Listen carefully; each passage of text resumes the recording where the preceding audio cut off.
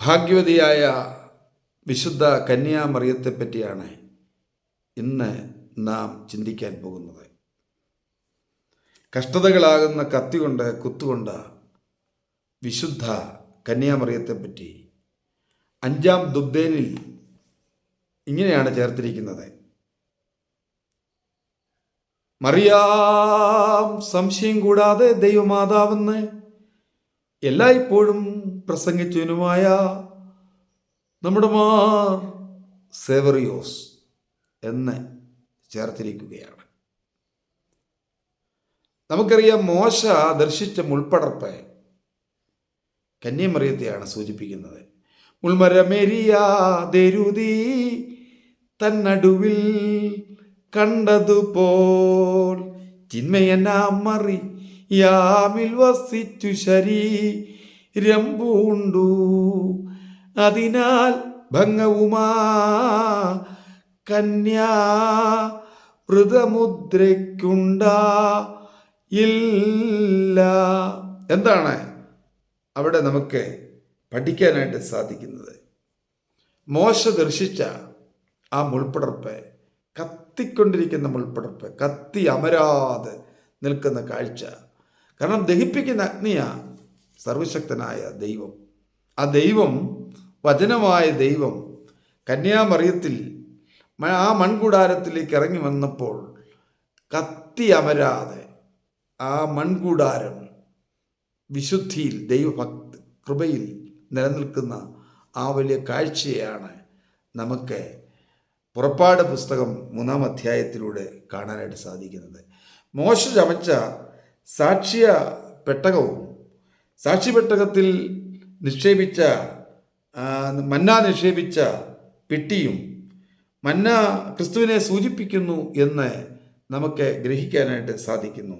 അഹറോന്റെ തളിർത്ത വടി, നിയമപ്പലകകൾ, 10 കൽപ്പനകൾ, വചനം കന്യാമറിയാമത്തിൽ ജഡമായതിനെ സൂചിപ്പിക്കുന്നു. തീക്കൽപ്പാറയിൽ നിന്ന് വെള്ളം പുറപ്പെട്ട് അത് വിശുദ്ധ കന്യാമറിയത്തെക്കുറിച്ചാണെന്ന് പിതാക്കന്മാർ പറയുന്നു. യാക്കോബ് സ്വർഗത്തോളം എത്തുന്ന ഗോവേണി ദർശിച്ചതും കന്യാമറിയത്തെയാണ് സൂചിപ്പിക്കുന്നത് എന്ന് പിതാക്കന്മാർ പഠിപ്പിക്കുന്നുണ്ട്. പ്രിയപ്പെട്ടവരെ, കുഞ്ഞാടതിനെ ജനിപ്പിച്ചൊരു മരം ഉണ്ടായവിടെ അബ്രഹാം തൻ്റെ മകനായ ഇസ്ഹാക്കിനെ യാഗം അർപ്പിക്കുവാൻ മൊരിയാ മലയിൽ ചെല്ലുമ്പോൾ ഒരു മരത്തിൽ ഒരു കുഞ്ഞാടെ വള്ളികളാൽ ചുറ്റപ്പെട്ട് കിടക്കുന്ന ആ കാഴ്ചയും അതൊക്കെ വിശ്വസനീയമെങ്കിൽ മത്തായി സുവിശേഷം 1:22 നാം വായിക്കുന്ന പോലെ കന്യക ഗർഭിണിയായ ഒരു മകനെ പ്രസവിക്കും, അവന് ദൈവം നമ്മോടുകൂടെ എന്നർത്ഥമുള്ള ഇമ്മാനുവേൽ എന്ന പേർ വിളിക്കപ്പെടും എന്നും ലൂക്കോസിന്റെ സുവിശേഷം 39 മുതൽ 45 വരെയുള്ള വേദഭാഗങ്ങൾ പഠിപ്പിക്കുമ്പോൾ പരിശുദ്ധ റൂഹായാൽ മറിയം പറയുന്നു, ഇന്നു മുതൽ സകല തലമുറകളും എന്നെ ഭാഗ്യവതി എന്ന് വാഴ്ത്തും.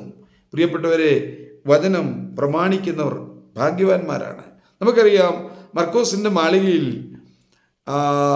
പരിശുദ്ധാത്മാവിന് വേണ്ടി കാത്തിരുന്ന 120 പേരുടെ സംഘത്തിൽ വിശുദ്ധ കന്യാമറിയവും ഉണ്ടായിരുന്നു. അവിടെയാണ് സഭയുടെ ഉത്ഭവം എന്നുള്ള ആ വലിയ രഹസ്യവും നമുക്ക് മനസ്സിലാക്കാനായിട്ട് സാധിക്കുന്നു. ഒരു സൃഷ്ടാവിൻ്റെ അവതാരത്തിന് നിമിത്തമാകുക, ലോകത്തെ സൃഷ്ടിച്ചവൻ ഒരു കന്യകയുടെ ഉദരത്തിൽ ജനിക്കുക എന്നത് എത്ര അത്ഭുതകരമായ അപൂർവതകളും അതിശയങ്ങളിൽ അതിശയമായ ഒരു വലിയ ദൈവിക രഹസ്യമാകുന്നു. യോയാക്കീം ഹന്ന ദമ്പതികൾ, മക്കളില്ലാത്ത ആ ദമ്പതികൾ ഭക്തിയും സമർപ്പണവും അവരുടെ ദീർഘനാളത്തെ പ്രാർത്ഥനയുടെയും ഉപവാസത്തിൻ്റെയും ഫലമായി സ്വർഗത്തിൻ്റെ വാതിലുകൾ തുറക്കപ്പെട്ടു. നാം പ്രാർത്ഥിക്കുമ്പോൾ ദൈവം നമുക്ക് വേണ്ടി സ്വർഗത്തിൻ്റെ വാതിലുകൾ തുറക്കും. ദൈവദൂതൻ പ്രത്യക്ഷപ്പെട്ടു. ഹന്ന ഒരു പെൺകുഞ്ഞിനെ പ്രസവിക്കും, അവൾ മറിയ എന്ന് വിളിക്കപ്പെടും എന്നരുളി ചെയ്ത വചനം നിവൃത്തിയായി. അനുസരണയിലും അറിവിലും അവൾ വളർന്നു, പ്രാർത്ഥനയിലും ഉപവാസത്തിലും അവൾ മുഴുകി. 14 വയസ്സായപ്പോൾ വേദപഠനം അവൾ പൂർത്തിയാക്കി. ആചാര്യന്മാരുടെ അനുഗ്രഹങ്ങൾ അവൾ വാങ്ങി. കന്യാവ്രത പരിപാലനത്തിലൂടെ ദൈവഹിതപ്രകാരം അവൾ വളർന്നു വന്നു. പരിശുദ്ധമായ ജീവിതത്തിൻ്റെ ഉടമയായി മാറി. തുടർന്ന് ആചാര്യന്മാരുടെയും ഗുരുക്കന്മാരുടെയും താല്പര്യപ്രകാരം അനുസരിച്ച് ദൈവനിയോഗ പ്രകാരം സ്വന്തം ഗോത്രത്തിൽപ്പെട്ട യോസേഫും ഭാഗ്യവതിയുമായ മറിയയും തമ്മിലുള്ള വിവാഹ നിശ്ചയ വിളംബരം നടന്നു. ആത്മവിശുദ്ധിയിലും സ്നേഹവായ്പിലും അവൾ ദൈവത്തിൻ്റെ പ്രീതി പിടിച്ചുപറ്റി. ദൈവത്തിന് പ്രീതികരമായ പ്രവർത്തനങ്ങളിൽ ഏർപ്പെട്ടു. കൃപ നിറഞ്ഞവളായി, നന്മയുടെ ഉറവിടമായി, രക്ഷാകരമായ സുവിശേഷമായി കന്യക രൂപാന്തരം പ്രാപിച്ചപ്പോൾ അതിനനുസൃതമായ മാറ്റവും വ്യത്യാസവും യോസഫിനും ഉണ്ടായി. കന്യകയുടെ ജീവിതത്തിൽ പരിശുദ്ധാത്മാവെ പരിവർത്തിക്കുവാൻ തുടങ്ങി. പ്രിയപ്പെട്ടവരെ, ഗബ്രിയേൽ മംഗളവാർത്തയുമായി മറിയയുടെ അടുത്തേക്ക് വരുന്ന രംഗമാണ് നമുക്ക് സുവിശേഷങ്ങളിൽ കാണാനായിട്ട് സാധിക്കുന്ന ആ വലിയ രഹസ്യം. 6-ാം മാസത്തിൽ ഗബ്രിയേൽ മാലാഖ കന്യാമറിയത്തിൻ്റെ അടുക്കൽ വന്നു, കൃപ ലഭിച്ചവളെ, നിനക്ക് വന്ദനം, കർത്താവ് നിന്നോടുകൂടെയുണ്ട് എന്ന് പറഞ്ഞു. അവൾ ആ വാക്കുകളെ കേട്ട് ഭ്രമിച്ചു. ദൂതൻ അവളോട്, മറിയേ, ഭയപ്പെടേണ്ട, നിനക്ക് ദൈവത്തിൻ്റെ കൃപ ലഭിച്ചു. നീ ഗർഭം ധരിച്ച് ഒരു മകനെ പ്രസവിക്കും, അവൻ യേശു എന്ന് പേർ വിളിക്കണം. അവൻ വലിയവനാകും, അത്യുന്നതന്റെ പുത്രൻ എന്ന് വിളിക്കപ്പെടും. ലൂക്കോസിന്റെ സുവിശേഷം 1:26 മുതൽ 31 വരെയുള്ള വേദഭാഗങ്ങളിലാണ് ഈ വലിയ രഹസ്യം രേഖപ്പെടുത്തിയിരിക്കുന്നത്. ഈ വാർത്തയറിഞ്ഞ് യോസഫിൻ്റെ മനസ്സ് കലങ്ങിപ്പോയി. മനം കലങ്ങിയ യോസഫ് ഇതെങ്ങനെ എന്ന് ആശ്ചര്യപ്പെട്ടിരിക്കുമ്പോൾ, പക്ഷേ രാത്രിയിൽ യോസഫിന് ദൈവിക ദർശനം ഉണ്ടായി. എല്ലാ പരിശുദ്ധാത്മാവിനാൽ എന്നറിഞ്ഞപ്പോൾ അവൻ ദൈവത്തെ സ്തുതിക്കുവാനും പാടുവാനും തുടങ്ങി.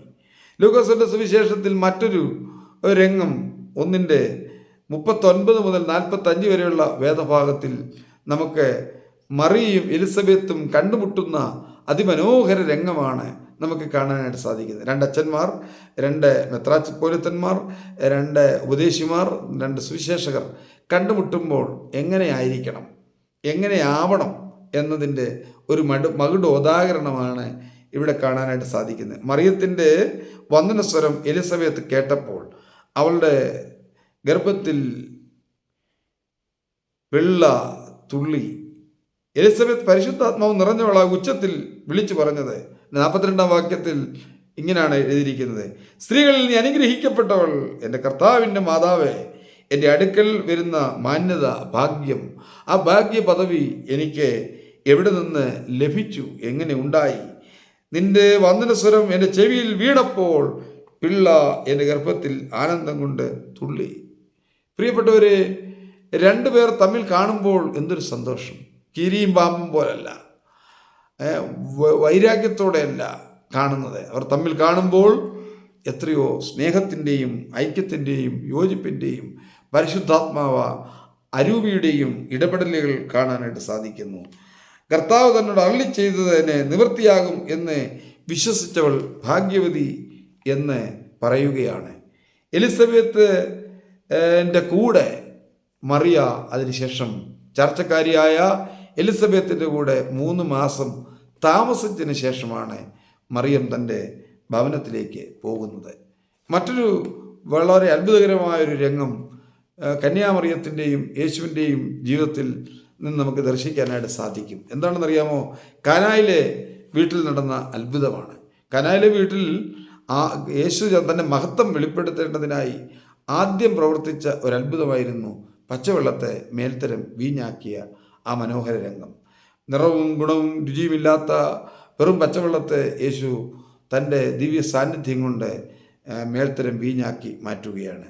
ജീവിതത്തിൽ എല്ലാം തകർന്ന തരിപ്പണമായി നിൻ്റെ ജീവിതത്തിൽ നിറവും ഗുണവും രുചിയുമില്ലാത്ത നിൻ്റെ ജീവിതത്തെ നിറമുള്ള ഗുണമുള്ള രുചിയുള്ള മനോഹരമായ അത്ഭുതകരമായ വീഞ്ഞാക്കി മാറ്റുവാൻ, അനുഗ്രഹമാക്കി മാറ്റുവാൻ ദൈവത്തിൻ്റെ സാന്നിധ്യം അത് ചെറുതല്ല, വലുതാണ്.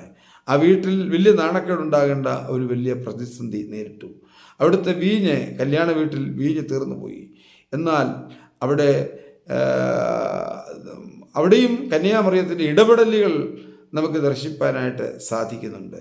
അപ്പോൾ ചില ആളുകൾ പറയാറുണ്ട്, ഇങ്ങനെ പറയും, യേശു തൻ്റെ അമ്മ ആയ സ്ത്രീയെ എന്നാണ് വിളിച്ചത്. സ്ത്രീയെ എന്ന ആ വാക്ക് ഗ്രീക്കിൽ പുസ്തക എഴുതിയിരിക്കുന്നത് ഗ്രീക്കിൽ ഇങ്ങനെയാണ് രേഖപ്പെടുത്തിയിരിക്കുന്നത്. ഗുനൈം എന്നാണ് അതിനകത്ത് എഴുതിയിരിക്കുന്നത്.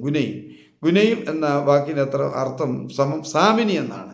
സാമിനി എന്നതിൻ്റെ അർത്ഥം പൊന്നമ്മച്ചി എന്നാണ്. യേശു തൻ്റെ അമ്മയെ പൊന്ന അമ്മച്ചി എന്നാണ് വിളിച്ചത്. എന്തുമാത്രം സ്നേഹത്തോടും കരുതലോടും ബഹുമാനത്തോടും ആദരവോടും കൂടിയാണ് യേശു തൻ്റെ മാതാവിനെ സംബോധന ചെയ്യുന്നത് എന്നുള്ള ആ വലിയ രഹസ്യം നമ്മൾ പഠിക്കണം.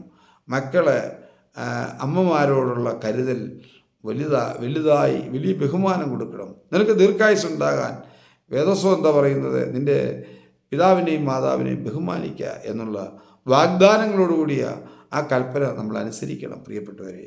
അപ്പം ഇവിടെ യേശു വലിയ അത്ഭുതങ്ങൾ അവിടെ ചെയ്യുന്നു. തൻ്റെ മഹത്വം വെളിപ്പെടുത്തേണ്ടതിനായിട്ട് യേശു തന്നെ അവിടെ പറയുന്നുണ്ട്, എൻ്റെ സമയം ഇതുവരെ വന്നിട്ടില്ല. കർത്താവിൻ്റെ സമയമാകുമ്പോൾ നമുക്ക് വേണ്ടി അവിടുന്ന് അത്ഭുതം പ്രവർത്തിക്കുന്ന സർവശക്തനായ ദൈവമാണ്. യോഹന്നാന്റെ സുവിശേഷം 2-ാം അധ്യായത്തിലാണ് ആ വലിയ കാനാവിലെ കല്യാണ ഭവനത്തിലെ അത്ഭുതത്തെപ്പറ്റി എഴുതിയിരിക്കുന്നത്.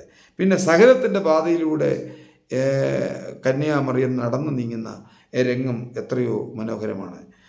പീലാത്തോസിൻ്റെ കോടതിയിൽ യേശു തമ്പുരാനെ വിചാരണ ചെയ്യുമ്പോഴും യേശുവിൻ്റെ തലയിൽ മുൾക്കിരീടം ചൂടുമ്പോഴും യേശുവിൻ്റെ പുറത്ത് കുറേ 39 അടി ചാട്ടവാറ കൊണ്ട് ആഞ്ഞടിക്കുമ്പോഴും മാംസക്കഷണങ്ങൾ അടന്നു വീഴുമ്പോഴും നമ്മുടെ സൗഖ്യത്തിനായി രക്തം ധാരധാരയായി ഒഴുകുമ്പോഴും അവിടുത്തെ അടിപ്പിണരുകളാൽ നമുക്ക് സൗഖ്യം നൽകേണ്ടതിന് യേശു പീഡകൾ സഹിക്കുമ്പോഴും മറിയം വളരെ സഹനത്തോടെ ആ അമ്മ ഇതെല്ലാം ശ്രദ്ധിച്ചുകൊണ്ടേ ഇരിക്കുകയായിരുന്നു. യേശു വീണ് എഴുന്നേൽക്കുന്നു.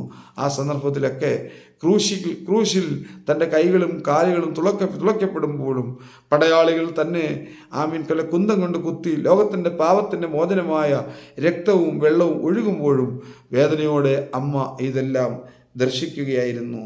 അതുകൊണ്ടാണല്ലേ ദുഃഖവെള്ളിയാഴ്ച സമയത്ത് ഒരു പ്രാർത്ഥന തന്നെ, ഒരു ചെല്ലുണ്ടല്ലോ, എൻ്റെ മറിയയും യേശുവും തമ്മിൽ കണ്ടുമുട്ടുന്ന രംഗം അവിടെ ഉണ്ട്. അപ്പോൾ മറിയുടെ വിലാപത്തെപ്പറ്റി അവിടെ ഇങ്ങനെ പറയാറുണ്ട്, എൻ്റെ മോനെ നീ എവിടേക്ക് പോകുന്നു?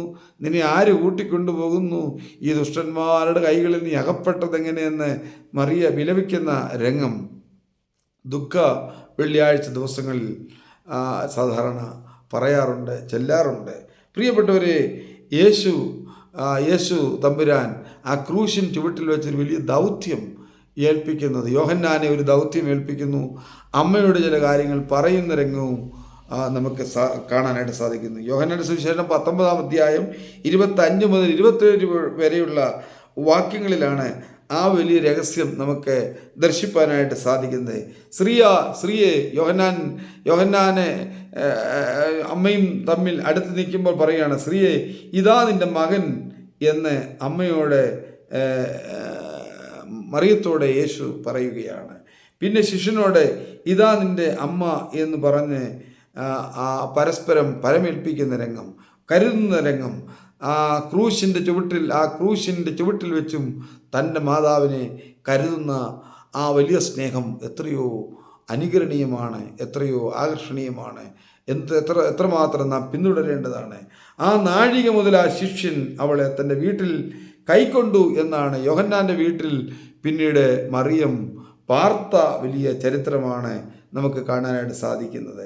പ്രിയപ്പെട്ടവരെ, പീലാത്തോസിൻ്റെ അനുവാദത്തോടെ യേശുവിൻ്റെ മൃതശരീരം ക്രൂശിൽ നിന്ന് ഇറക്കി.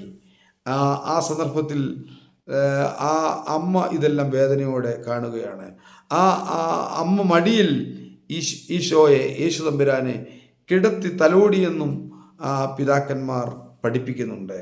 അരിമത്യാക്കാരൻ യോസഫിൻ്റെ കല്ലറയിൽ യേശു തമ്പുരാനെ അടക്കം ചെയ്ത ആ വലിയ രഹസ്യവും നമുക്ക് കാണാനായിട്ട് സാധിക്കുന്നു. പക്ഷേ മരണത്തെയും പാതാളത്തെയും പരാജയപ്പെടുത്തിക്കൊണ്ട് യേശു ആ കല്ലറയിൽ നിന്ന് ഉയർത്തെഴുന്നേറ്റപ്പോൾ വിശുദ്ധ കന്യാ മറിയത്തിൻ്റെ മനസ്സ് തെളിഞ്ഞു, സന്തോഷം കൊണ്ട് നിറഞ്ഞു. മരണത്തെയും പാതാളത്തെയും പരാജയപ്പെടുത്തി യേശു 3-ാം നാൾ ഉയർത്തെഴുന്നേറ്റു. യോഹന്നാന്റെ സുവിശേഷം 20-11 മുതൽ 18 വരെയുള്ള വേദഭാഗങ്ങളൊക്കെ നമ്മൾ പഠിക്കുമ്പോൾ നമുക്ക് മനസ്സിലാക്കാനായിട്ട് സാധിക്കുന്നത് യേശുവിൻ്റെ ഉയർപ്പ് കാണാനുള്ള വലിയ ഭാഗ്യം, യേശു ഉയർത്തെഴുന്നേറ്റ ആ രംഗം കാണാനുള്ള ഭാഗ്യം, യേശു തമ്പുരാനെ കാണാനുള്ള ഭാഗ്യം വിശുദ്ധ കന്യമറിയത്തിന് ലഭിച്ചു. ഒരു ദുഃഖവെള്ളിയ ജീവിതത്തിൽ വന്നെങ്കിൽ, ഒരു ദുഃഖ